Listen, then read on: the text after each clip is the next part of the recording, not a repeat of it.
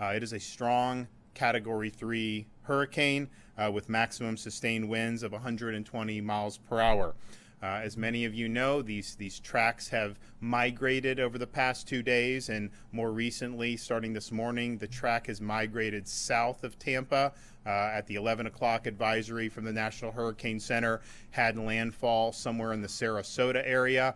The 5 p.m. advisory has adjusted that track a little bit more south. And so, again, this is an inexact science, of course, subject to change, but they're now forecasting it to strike land basically at the Charlotte-Sarasota County border. And if you look at that area and you're familiar with that area, you know there's a lot of potential for flooding and storm surge in that part of the state.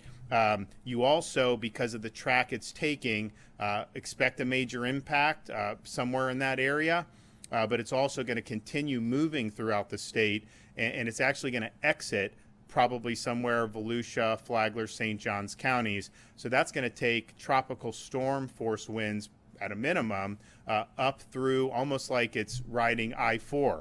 So you're going to have impacts in places like Polk County, Orange County, Volusia County. That's going to be significant winds. It's also going to be a lot of rainfall. And so those areas are already saturated. You're going to end up with more. That is going to cause hazards for trees falling down. It will likely interrupt power for many communities in that part of the state, and this is going to be working its way. You'll have the first landfall will be tomorrow night, Wednesday night, but it's going to meander through the state all the rest of Wednesday night, all of Thursday, and it's going to exit most likely sometime on Friday morning. So this is going to be a lot of impacts, and they will be felt far and wide throughout the state of Florida. I want to commend our counties on Florida's Gulf Coast for all their hard work in doing preparations, particularly over the last week. We also have a lot of residents in those counties. Many of them know the drill, but many of them are also new to Florida. And you've seen all reports that we've received from Lee and Charlotte and Sarasota all the way into Tampa Bay area is by and large people are taking appropriate precautions. When you look at storm surge of this nature, that is a very life-threatening hazard when you're talking about 10 feet, 12 feet of storm surge, which you could see in certain parts of this when it makes landfall. It's also going to produce a massive amount of rain. It is going to produce major flooding. The storm, when it impacts land, it's expected, yes, it will weaken, but it will also slow, which means it's just going to be churning out rain, moving at a snail's pace. That rain is going to pile up very quickly in different parts of Southwest Florida. So these hazards are real. We want people to be able to take the appropriate precautions. Listen to your local emergency management officials. There have been evacuations now in place for some time up and down the Gulf Coast of Florida. As the storm moves in, you're going to potentially have directives issued from folks in the interior of our state or even on the east coast of the state for low-lying areas that absolutely could end up flooding due to this storm. So listen to that and heed those instructions and make sure you're doing what you need to do to be able to protect yourself. So we now have over 2.5 million people that are under some type of evacuation order, and that includes people in counties such as Charlotte, Citrus, Hernando, Hillsborough, Lee, Levy, Manatee, Pasco, Pinellas, Sarasota counties, Collier, Gilchrist, Glades, Highland, and Taylor counties. Make sure you know your evacuation zone. You go to floridadisaster.org/plan-prepare, floridadisaster.org/plan-prepare. We can rebuild property, we can fix infrastructure, you can fix your home. You don't get a mulligan when your personal safety is at risk. And so we know this thing is going to be hitting the state directly sometime tomorrow evening. You still have some time, but that time is rapidly running out. Florida Department of Transportation and Florida Highway Patrol have been in coordination. Once the traffic on I-4 reduced to under 40 miles an hour and you started to see the buildup, they have activated the emergency shoulder use on I-4 eastbound from Tampa to Orlando. This will add capacity and will allow the evacuations to move more quickly. In this area, motorists can use the left shoulder And then in Orlando, where the shoulder use ends, there are several roads where motorists can move north or south, or they can continue on I-4 in the normal traffic lanes. And we do emergency shoulder use rather than the one-way traffic, because you still need to be able to get people into where the storm is coming with supplies and all sorts of other things. And so this has been studied by this department for a decade, and this has proven to be the superior way to do it. There is not yet emergency shoulder use on I-75 because the traffic is flowing. If that traffic does go to the point where it's under 40 miles an hour sustained, then they will execute that. Why wouldn't you just execute it regardless? Well, because it's hazardous to have people going 75 miles an hour on a shoulder, and that's where the traffic has been by and large. But we understand that that can change, and the FDOT has been instructed by me and Kevin to make sure that they make those appropriate adjustments. We've also suspended tolls on additional roads. We had all the tolls in the Tampa Bay area, of course, as well as I-75 going into Alligator Alley. We now have State Road 91, the Turnpike Mainland from Osceola Parkway north to I-75, State Road 417, Southern Connector Extension, Central Florida Greenway and Seminole Expressway, State Road 429, the Western Beltway, State Road 408, State Road 429, State Road 528, the Beach Line, State Road 414, State Road 538, State Road 453, State Road 551, I-4 Express, and State Road 552. So those are all the main toll roads in Central Florida. We have the Tampa Bay area, you have it going into Alligator Alley, and now you have that. A list of all the facilities can be found at fdot.gov/Ian toll suspension, fdot.gov/Ian toll suspension. And as we continue to monitor the path, if there are more tolls that need to be suspended, of course, we will do it. We announced earlier today, but want to make sure everyone knows that if you are seeking shelter in a hotel, that Expedia has partnered with Visit Florida to provide access to hotel rooms in our state. If you go to expedia.com/Florida, expedia.com/Florida, you can see what is available. And again, if you're called upon to evacuate, you don't need to necessarily evacuate hundreds of miles away. You're being called to evacuate because of the threat of storm surge and flood risk. If you get to higher ground, most of the places in the state of Florida are going to be able to handle hurricane force winds, and so you'll be able to be there for the storm and then hopefully return as soon as possible. Don't leave your pets behind. Helpful information about planning for your pet is also available at floridadisaster.org/plan-prepare, floridadisaster.org/plan-prepare. Almost every pet shelter is going to be pet friendly. People understand that that's important, and it is important that we're taking care of our pets. So as of 3 p.m., almost 100 shelters, including more than 50 special needs shelters, have been opened, mostly along the Gulf Coast region of the state of Florida. There's more shelters that are constantly being added, and particularly as the track of the storm changes, you're going to see more counties shift into that mode in different parts of Florida. Go to floridadisaster.org/shelters if you want to see the shelter availability, floridadisaster.org/shelters. We now have 56 school districts that have announced school closures. If you want the most up-to-date information on that, go to floridadoe.org/storminfo. We are at over 5,000 with the Florida National Guard. We have 2,000 guardsmen from neighboring states. National Guard has 3 Chinook helicopters staged and ready to respond, and they actually have 6 more en route. We have 5 urban search and rescue teams activated. We have 3 additional teams on standby as needed, and we have FWC, Florida Fish and Wildlife Conservation Commission, has officers placed all around the state in anticipation of heavy rains and flooding. They have high water vehicles as well as shallow draft boats that are available for immediate deployment in a search and rescue situation. We also have aviation assets for FWC that are on standby. Of course, Highway Patrol is surge personnel, and they will continue to do that as needed. And we'll hear from the Admiral, but U.S. Coast Guard has staged 21 rotary wing aircraft, 9 fixed wing aircraft, 4 cutters. They also have shallow draft vessels ready to provide search and rescue assistance in flooded areas should that be necessary. As of today, 100% of operating long-term care facilities do have a generator on site, and we're happy about that. We now have over 30,000 linemen across the various utility companies, both investor-owned and municipal, as well as electrical co-ops, that are staged for powered restoration across the state. And so we anticipate that that will grow. And we also anticipate that the needs for power restoration have grown as the track of the storm has changed. I mean, we were here a couple days ago. They were looking at maybe it skirting the Gulf Coast and ended up impacting someplace in northern Florida.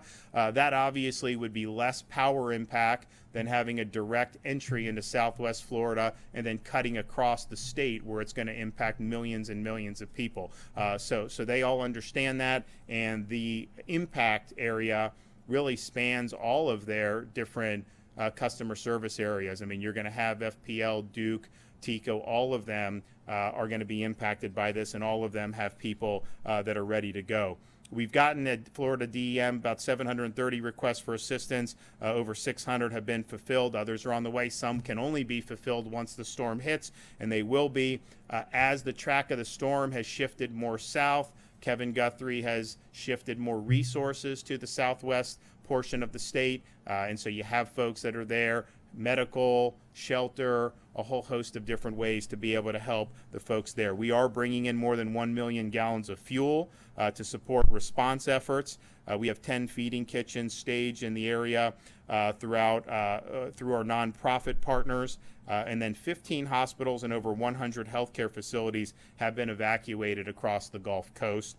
For facilities that are not evacuating, it is our expectation that visitation is not restricted and patients are still able to see their families, but we do appreciate being able to speak with a number of folks with major hospital systems. If you have hospitals in low-lying area, they have a plan. They know this, they could be called upon to do it, and they've executed those plans, and we appreciate that, and we appreciate them working hard to keep these patients safe.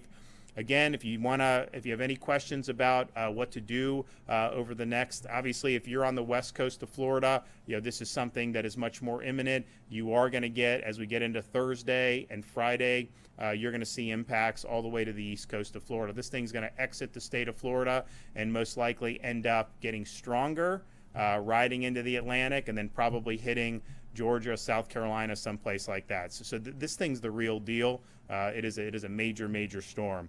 I want the Admiral to come up and talk about some of the things that they're doing, and also just for me to be able to say we appreciate all the folks in the Coast Guard. Many are Florida residents, many are stationed here, and we appreciate the great job that you guys do. Thank you, Governor. So as the Governor said, I'm Rear Admiral Brendan McPherson. I'm the Senior Operational Commander for the Coast Guard in the Southeast, including the state of Florida. And we are working very closely with our local, state, and federal partners to prepare for this very dangerous, life-threatening storm. Our first #1 priority is search and rescue and saving lives. So in order to do that, we've already dispatched 30 aircraft to the region. One of our largest air stations is right here in Clearwater. And so we've evacuated those aircraft. We've moved them to West Palm Beach. We have aircraft pre-positioned there, Miami, as well as Mobile, Alabama. Those aircraft will be ready to move into the area as soon as the conditions allow them to fly in there safely. I'd like to take this opportunity for anybody that is second guessing. There's still time to evacuate. I would encourage you to do so if you are in one of those evacuation zones. While it sounds like we have a lot of resources, and we do, we really think it's more important that people evacuate, follow the local officials' guidance on that because of the strain it can put on it and the dangers to them and our air crews. In addition to saving lives, the other thing we're really focused on is being ready to reopen the ports as soon as the conditions allow. We have Coast Guard cutters and teams specially trained to be able to do that. standing by as soon as conditions allow. We'll be working with our partners from the U.S. Army Corps of Engineers, along with NOAA, to conduct surveys, identify any hazards, and then open those waterways so that we can move commodities into the port of Tampa Bay as soon as possible. We recognize that those ports are critical to the safety, security, and the prosperity of the region. In addition to that, we'll also be prepared to respond to any spills or hazardous spills in or along the waterways, and we'll continue to work with our local partners along with EPA to do that. And finally, we will be ready to receive any mission assignments we may receive from the state of Florida through Federal Emergency Management Agency. And lastly, as the governor indicated, the Coast Guard is not only responding to a hurricane, we are impacted by this as well. Nearly 5,000 Coast Guard men and women and families call this area home, and so we're doing everything we can to support them to provide the assistance they need as they evacuate and their loved ones stand the watch. Thank you, Governor. Okay, Kevin Guthrie. Good evening. Thank you, Governor, for your leadership. You've been right here with us the entire time, so I certainly appreciate that, and I know the men and women of the Florida Division of Emergency Management do as well. Florida Division of Emergency Management remains in constant contact with all 67 counties. I have called about a dozen of those individuals in the highest impact area today.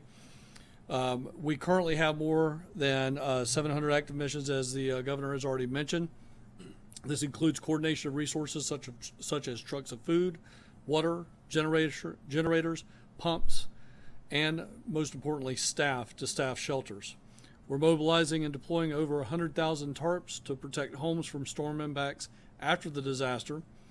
5 Florida urban search and rescue teams are activated and will be prepared to deploy to impacted areas around the state as response and recovery efforts begin. We have federal USAR teams from Texas, Virginia, Indiana here to help us as well. We also have another team from Ohio that is currently mobilizing. We have state emergency management agencies from around the country that have mobilized. We have about a dozen stretching all the way from Montana and Colorado all the way to the East Coast that have come in to assist us.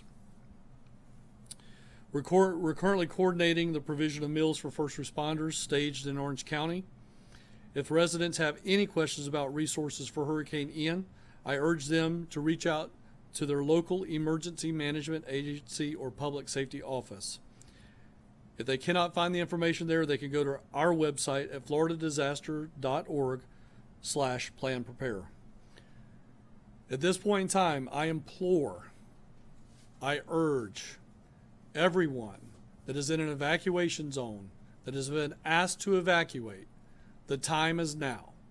You must evacuate now. There will be a point in time where you will not be safe to travel the roads. The time to evacuate is now. Get on the road. I want to further emphasize this, and many of you know that I was a local emergency manager before I came here.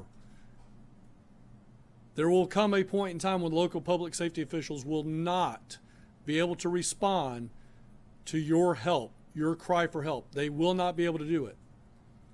And you may be left to fend for yourself. Again, the time to evacuate is now. Governor, I want to thank you for your continued leadership and your partnership. Again, you've been steadfast and right here with us the entire time. Thank you. Yeah, and one of the things I think in terms of the evacuations, of course, you have some areas that are in barrier islands, of course, would be very prone to storm surge. You also have in Southwest Florida, really throughout the state, but certainly in the communities that may get hit with the initial impact of the eye of the storm, you've got a lot of mobile homes, and you have folks, and actually the way those are done, they're actually can withstand 100-mile-an-hour winds. In South Florida, I think they have to do up to 110 to be certified, but you're looking at a Category 3 storm that is strengthening.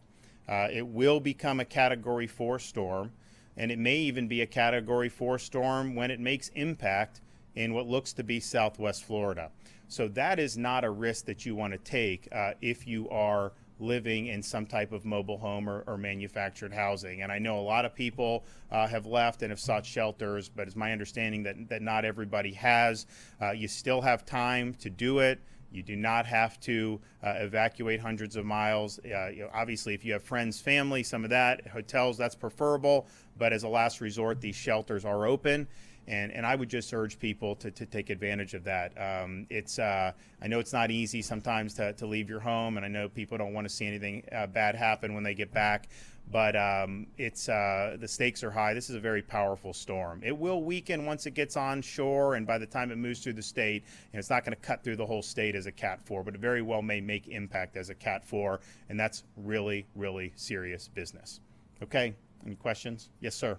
Governor, how would you characterize your conversations with President Biden as Ian approaches?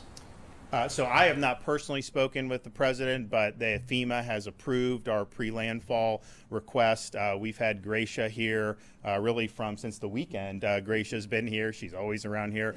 And so we feel like we have a good relationship with FEMA. I'm happy to brief the president if he's interested in hearing what we're doing in Florida. My view on all this is you got people's lives at stake, you got their property at stake, and we don't have time for pettiness. We got to work together to make sure we're doing the best job for them. So my phone line is open, and we're happy. But we do appreciate the quick approval of the pre-landfall declaration. Can you clarify the 2.5 or about 2.5 million people that are in hurricane evacuation zones? How many of those are in mandatory evacuation zones, and how many are voluntary? I think they're almost all are mandatory. I would say there's some counties that just don't do mandatory. Their view is we're going to issue this guidance. They urge them to do it, but their view is we're not going to go take people out of their homes or whatnot. So some of that may be a distinction without a difference. It just depends on how the counties apply it. Are you hearing anything about the hotel situation across, interior Florida, where people are leaving the West Coast, heading inland? Is it filling up and backed up in hotels? So we have members from the FRLA that are a part of our ESF 18, which is our business and industry sector, just right here on the floor to give us that information. Right now, they have not come to us and said that there is, no vacancy in essence. So again, I reiterate what the governor has already said. Expedia.com/Florida to start finding hotel rooms if you're in a situation where you have the means to pay for a hotel. Certainly there's still vacancy in the state of Florida for that. If you cannot afford that, then you need to be moving to a shelter, and you need to be doing that now. Yes. FEMA Administrator Chris Wells said today that she acknowledged concerns that Florida, as was said, lacks response to the storm so far, and that Whoa. Give me a break. That is nonsense. Stop politicizing, okay? Stop it. We declared a state of emergency when this thing wasn't even formed. We've had people in here, you've had counties doing, they've done a lot of hard work, and honestly, you're trying to attack me, I get, but you're attacking these other people who've worked very hard, and so that's just totally false. I don't think we've ever, certainly since I've been governor, declared a state of emergency this early. We made sure that we were very inclusive with it. We said that there was a lot of uncertainty, and we've worked to make sure the preparations that have been done and all this stuff, you talk to the people at the counties when they've needed something, stuff gets there very quickly because of what Kevin and his team have done. Can we also get you to talk about the historical significance of this storm surge? I mean, we have had hurricanes in the past that have had a lot of water, but are you doing anything differently because of the amount of water and the way it's looking like it could land, as you said, sit in a part of the state for so long? Well, I think that's why you have evacuations that have been ordered in the low-lying areas. And again, that's a county decision, but it's a decision we've supported and we've worked with them on because you do have potential historic storm surge. Now, we were here 24 hours ago. You were looking at maybe 10, 12 feet in the Tampa Bay area. Now, that has shifted to where that type of surge may be further down the coast in southwest Florida.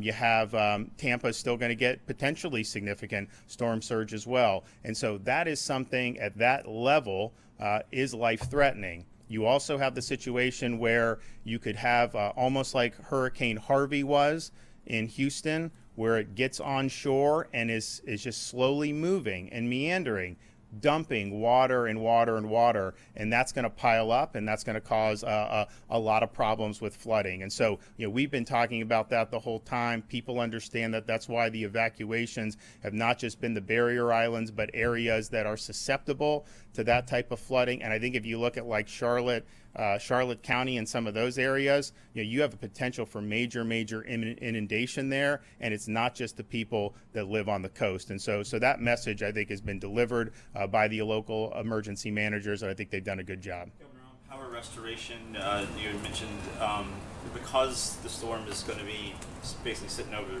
much of the state for 2 days, maybe more. Should people expect to have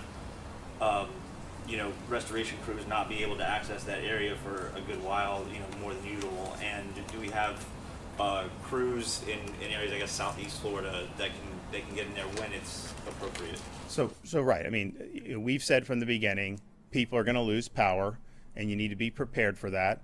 And it's not going to be something that's going to automatically just go back on very quickly, because you're going to have extensive damage, and you're going to have crews be able to get in. Roads are going to have to be cleared. Some places where they may have to go over bridges, those are going to have to be inspected. So people should just understand that. Now, there's a whole host of manpower that is stationed to be able to get in there as soon as possible, because clearly we want people to be protected when the storm hits. That's first thing, protect lives. Then if there's somebody that's in jeopardy after the storm hits, the search, the rescue, we have assets that are stationed for that. Very, very significant.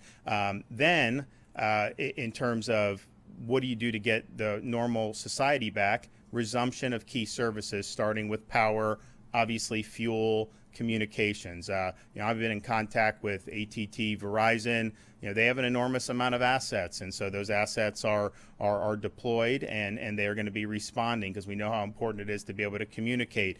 We do have fuel contracts, and we'll work to make sure the fuel is done. But I think it also depends on the extent of the damage. I mean, for example, Kevin has been working with the utilities to make sure that if there's damage to transformers, that we have the ability to get a replacement. We're not exactly living in a great supply chain environment right now, and so that's something that we've been sensitive to, and Kevin's been sensitive to. So you may have problems there. Now, if you have the replacement part, that makes it better, but that's going to cause that. How extensive is the damage to where these crews can get in? Now, FDOT and Highway Patrol, they're going to work to clear these roads, because that's something that's very significant. But I would also say you're going to likely have power go out in a lot of parts of the state as this thing goes through. I mean, you're going to have tropical storm force winds in, say, Orange County, in Seminole, in Volusia, Flagler, those places. There's going to be trees knocked down. There's going to be power lines knocked down. So there's going to be a lot to take care of. So we've got the manpower ready. They're going to work as hard as they can. But I don't think anyone should go into this thinking, that somehow they may lose power for like one night and then it's just all going to snap back on. You're talking about really, really significant impacts. In terms of supplies, because obviously we have the ports closed down, and I know there's some concern with fuel, obviously, but are there other impacts that the general consumer across Florida might experience as we go through this process? Because if we have the ports closed down, we may not have the commodities coming in. And I don't know if that's you or... Well, the ports understand the vital role they play. They have to make decisions based on safety, which we understand, but they're all committed to immediately opening, as soon as the storm passes, and they understand how important that is. I do think, though, one thing maybe a little bit different about this storm is just, okay, the storm happens. Unfortunately, there will be damage. We get into the future because of the supply chain problems writ large, not tied to a port being closed for a couple days. Replacing things in your house, doing things like that, it probably will take a little longer than it did in the past. And that's not anything unique to Florida. That's just the fact that we have so many interruptions that we've seen, and the supply chain has been struggling for quite some time now. But at the end of the day, the ports understand the vital role they play. We're committed to doing whatever we need to do to help to make sure that, and I know FDOT is as well, and we want to get the goods coming back as soon as possible. Okay, thanks so much. Bye-bye.